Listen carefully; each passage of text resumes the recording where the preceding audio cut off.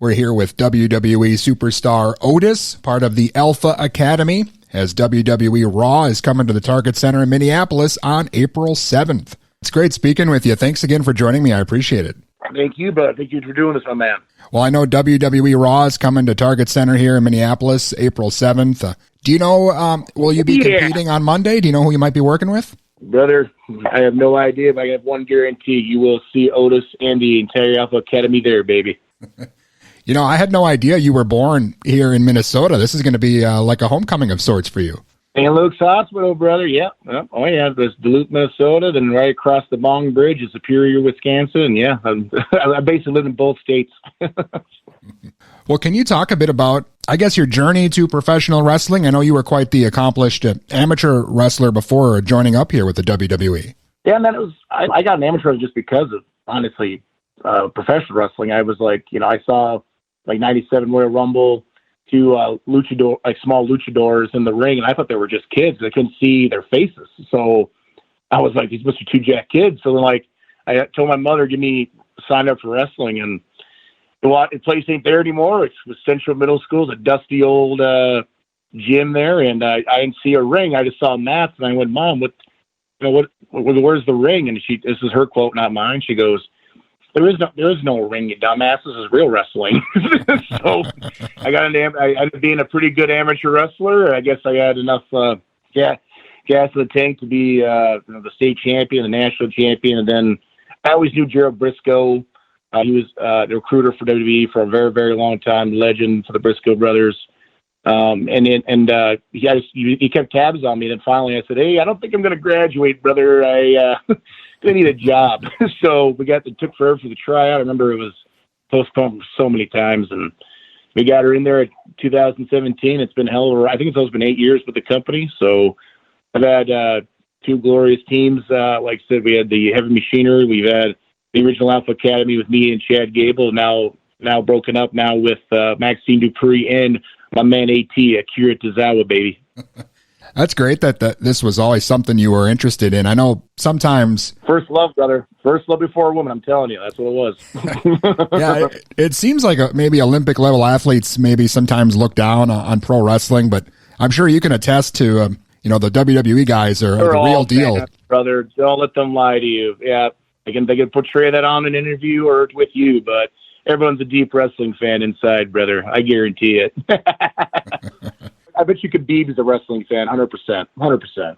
We had Kurt Angle on the show a while back. You kind of remind me of him in the way that you both have like great comedic sensibilities. I mean, you can also be legitimate tough guys you don't want to mess with, but have you always kind of had that comedic timing? I don't know about the timing, but I always, before this, I always, like you said, in like the office too, like it's always like the switch, right? Like if you see it in the wrestling mat, like you warm up, but like it's something where it's like if you don't warm up for your opponent, it messes with his psyche, and you just kind of, that whole thing. So it's just, but you have the switch mentality. So like when we're like I would be joking around with my team for national duels or whatever, or a football game, but once it's a live ball, the ref goes whistle.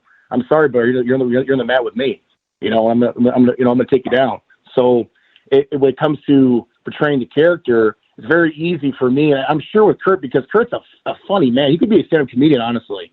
He's so damn funny, but you just see this killer angle. You know what I'm saying? Because he's an alpha. He's our first Olympic champion with the company. He's got his neck's bigger than mine, brother. It's just like one of those things where like we know how to turn the stuff on, if you know what I'm saying, at the right moment, which becomes the emotional switch of this. Now it's the serious business. So I don't know. The timing it's kind of easier for me. I don't know. It's hard to explain. I don't know if I answered the question there, but it came from amateur wrestling and kind of came into professional wrestling, just the mentality of like, we're having fun until the fun stops and the buck stops here, babe. And that's me.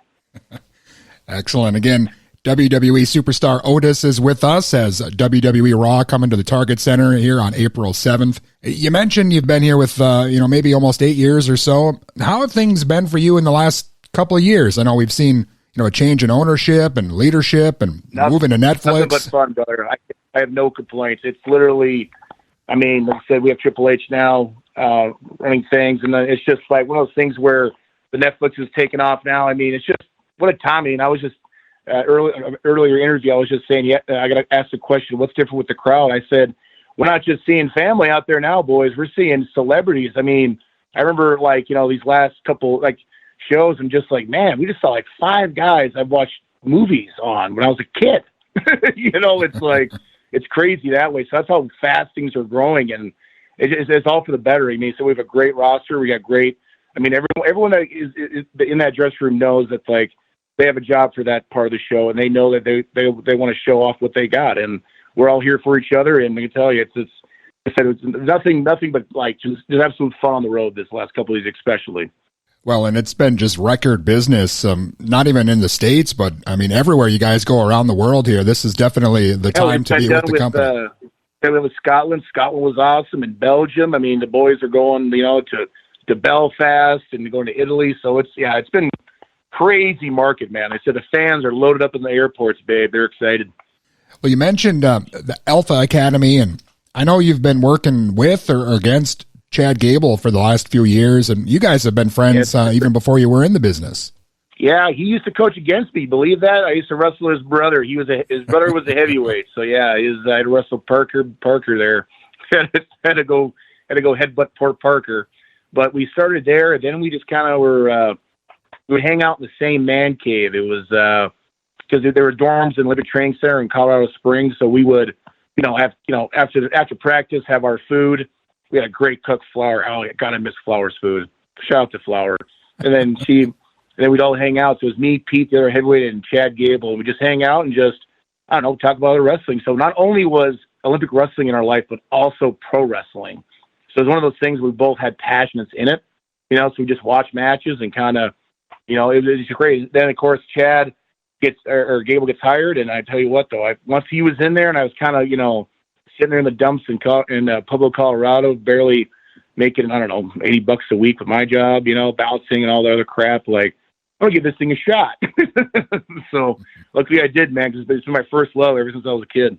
Awesome. Well, I got to ask you, you're able to do a lot of stuff most guys your size shouldn't be able to do. I mean, who are some of the other, big men that you were influenced by growing up? Oh, man. Off the top of my head, it's going to be Bam Bam Bigelow. I'd say Bruiser Brody just because of he's super heavyweight on the scale, but just his mannerisms in between, the aggressiveness. I always liked that. It's psycho looking, hairy character looking dude, and get off him. We got Big Boss Man. Oh yeah, I love Big Boss Man. Everybody, he moved like he was only 300 pounds, but he was 400 some pounds. I couldn't believe it. Big Boss Man, yeah, he was an animal, brother. Yeah, there's been a lot of great big men. Like I said, Big Van Vader, dude. Especially those early days in Japan. What a hoss. Well, you've been in the mix here for the last, basically your whole career here at WWE. I mean, who are some of the guys maybe you're hoping to work with that you haven't had a chance to yet?